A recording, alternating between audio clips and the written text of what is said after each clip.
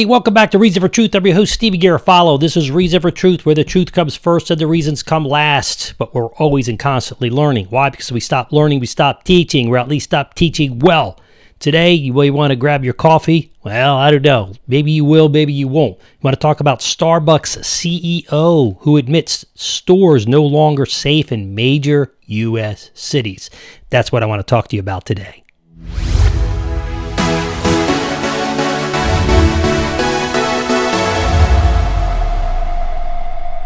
Hey, listen, I was reading here in the Epoch Times article, and obviously have to get my handy-dandy little glasses on. So it is these days. By Jack Phillips, was the writer, July 15, 2022, by the Epoch Times or the Epoch Times, depending on how you pronounce it. It's titled, Starbucks CEO Admits Stores No Longer Safe in Major U.S. Cities. Then I'm going to read the article. It's fascinating. The head of Starbucks, Howard Schultz, admitted that the chain stores are no longer safe in a number of major cities, including Los Angeles, Portland, Philadelphia, and Washington. American cities have abdicated their responsibility in fighting crime, Schultz said in a video published this week. And he goes on to say this, I must say, in my view, at the local, state, and federal level, these governments across the country and leaders, mayors and governors, city councils have abdicated their responsibility in fighting crime and addressing mental health, Schultz says. Now, this is shocking to me because Starbucks is one of the most liberal organizations out there. By the same token, they are good with the Constitution. I will give them credit for that, First and Second Amendment. But they're very liberal in their policies, and the policies they've supported have led to the very thing that's plaguing them now. That's what we're going to talk about. A company spokesman confirmed that it would be shutting down 16 locations in Seattle, Los Angeles, Portland, Philadelphia, and Washington, all of which are run by Democrats. That's what the article says. And then it goes on and says, it has shocked me that one of the primary concerns that our retail partners have is their own personal safety, Schultz said in the video during a recent internal company meeting. And then he goes on to say, America has become unsafe. The recent closures, by the way, he said, are just the beginning, and there are going to be many more. Not more, many more. And this is interesting. He says, I don't have to spend too much time on what's going on in the country, how America has become unsafe, Schultz said. But you all read the press release last couple of days about the fact that we are beginning to close stores that are not unprofitable. That is really key here. He's not talking about shutting down unprofitable stores. I think they closed, and I may be wrong on this number, like 500 stores in the 2008 crash, 2009 crash. But those were unprofitable stores, or stores that really weren't making a lot of profit. He's talking about pretty profitable stores. They're just closing them. Why? For safety issues. It's pretty crazy. When businesses have to close, and you saw the other thing in San Francisco, I think it was 13 Rite Aids just closed their doors. Why? Because they wouldn't prosecute the police were arresting them, but they can go steal up to like $950 in one shot, and they passed a law that they're not going to prosecute them. It's lawlessness. The word here is lawlessness. Goes on to say company officials also heard the stories that go along with it about what happens in our bathrooms. Many of you read about this. The issue of mental illness, the issues of homelessness, and the issues of crime, Schultz said. Here's the sad part. Parts of California were at one time one of the most beautiful parts of the country, I would say of the world, and how they squandered that. Now, you could say they have these liberal politicians, but don't forget who voted these people in. You voted them in. You were tolerant. It just shows you there's no constant except for change. Okay, you're either moving away from God or moving away, or closer to God. Now, it goes on, talks about business decisions. Starbucks sent out a letter to its employees on Monday promising to improve their experience while on the job. That memo was disseminated before a spokesperson announced the closure of locations, and it said this: safety, welcoming the kindness of our stores. In a world that is increasingly isolated and often divided, we can operate in a way that knits together the fabric of our neighborhoods. The memo states we can expect to protect each other, respect and include each other, and work together to create the kind of safe and welcoming environment we need to work. That I would applaud him on. It goes on to say the company will also give store managers the authority to close down bathrooms or limit seating options amid safety concerns. All right, last month, Schultz announced he would consider ending the company's open bathroom policy to provide safe environment for our people and our customers. I was just in Winston-Salem, and I went into, it actually wasn't Was it a Starbucks? It might have been a Starbucks. And what was interesting, there was no bathrooms. And I went up to the front. I said, is there a bathroom I could use in here? And they said, yeah, here's the code, or the code's on the wall. The code's on the wall.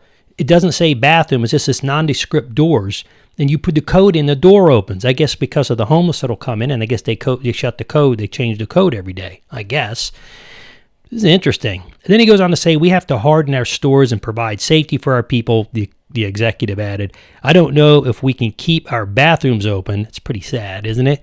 Especially for a coffee shop where you're drinking a lot of coffee. All right. Earlier this week, 7-Eleven corporate headquarters encouraged local franchises in Los Angeles to shut down after 5 armed robberies at locations in the area that left 2 people dead. Schultz, who spent decades as a chief executive the coffee chain, was named interim CEO in April, and his estimated worth is $3.8 billion. Schultz was long associated with the Democratic Party before becoming an independent in 2019, and he endorsed Democratic candidate Hillary Clinton in 2016. Epoch Time has contacted Starbucks, but Schultz, about Schultz's comments, but I guess they haven't gotten back to him.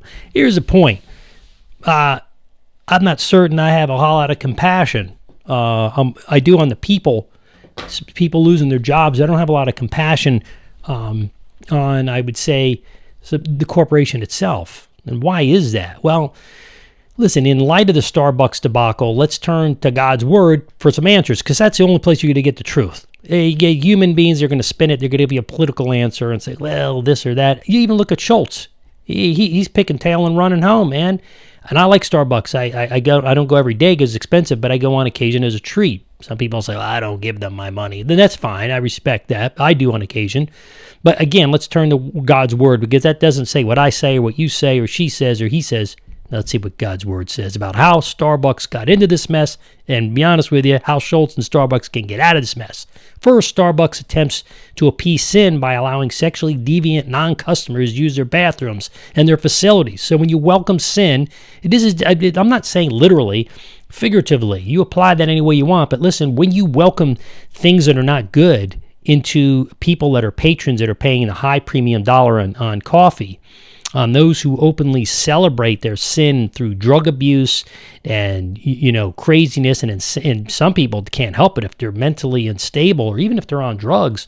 You got to manage that if the government's not, right? Here's the bottom line. When you welcome in people of lawlessness, what do you get? You get lawlessness. Why? Because sin is lawlessness. John 3:4 says this, everyone who makes a practice of sinning also practices lawlessness. Sin is lawless. It's number one. Second, Titus 2:14 says this, Jesus Christ, who gave himself for us to redeem us from all lawlessness and to purify ourselves for himself, a people for his own possession. Now, here's a solution.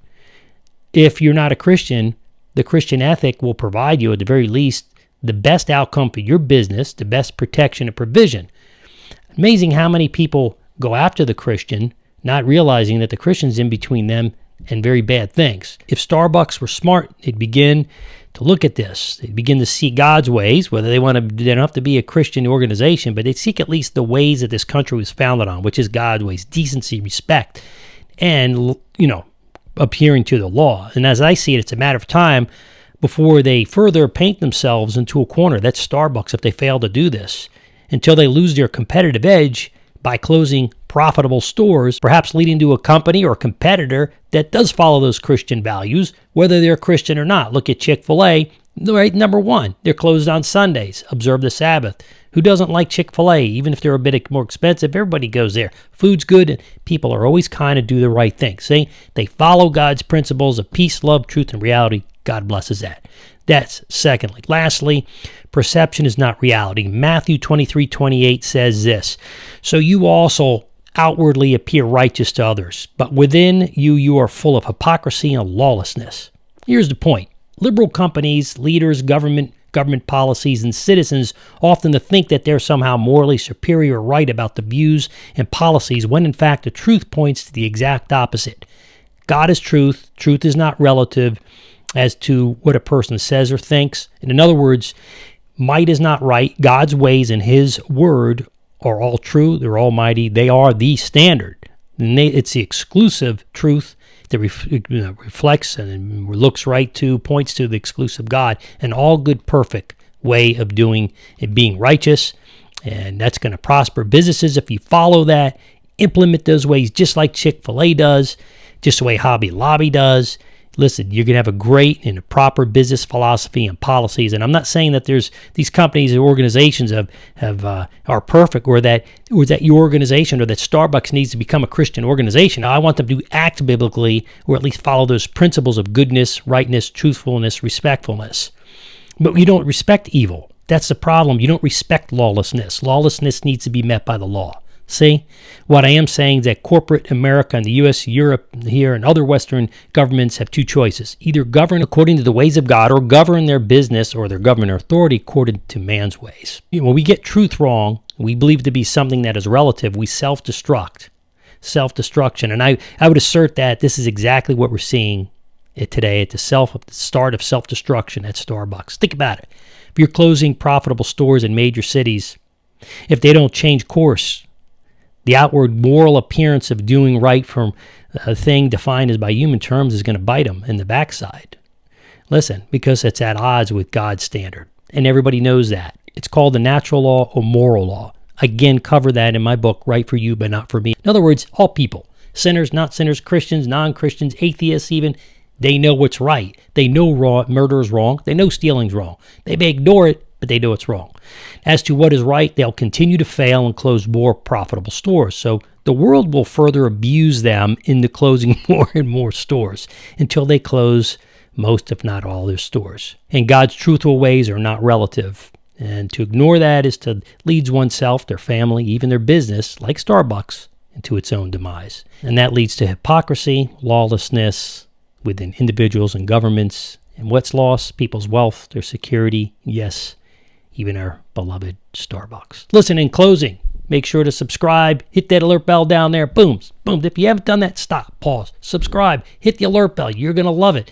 Listen, we as Christians are part of the solution. We need to be, not part of the problem. Make sure you check out a couple things. Number one, reasonfortruth.org. That's our website. But also, if you want some very cool stuff, you want to go to StevenGarofalo at locals, LOCALS.com. You want to make sure you do that. It's free. If you want to pay like $5 a month in any country in the world, you could do so. You're going to get even more exclusive videos. We're eventually going to be doing some live streaming, some really cool stuff. So make sure you check that out. Listen, God's blessings to you. Stay strong. Grab yourself a cup of coffee.